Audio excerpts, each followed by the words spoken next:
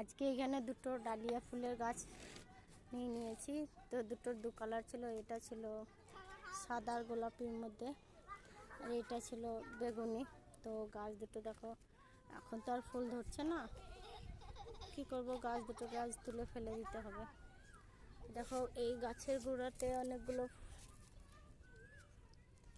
পাতা বাহারের গাছ বেরিয়েছে, অনেকগুলোই আছে। এই পাতা বাহারের গাছগুলো এখানে বড় হতে দেবো, আর এইগুলোকে তুলে দেবো। দেখো এইগুলো ভেঙে দিয়েছি। এখন গাছের শিকড়টা আছে, শিকড়টা তুলে নিই। শিকড়টা থেকে পরে আমি শিকড়টা রেখে দেবো, ব্যবহার করা হবে পরের বছর। এইটাও দেখো দুটো টপি আমি ফাঁকা করে নিয়েছি। এই দেখো, তখন এইগুলোকে আমি তুলে নিয়ে এটা তুলে নিয়েছি।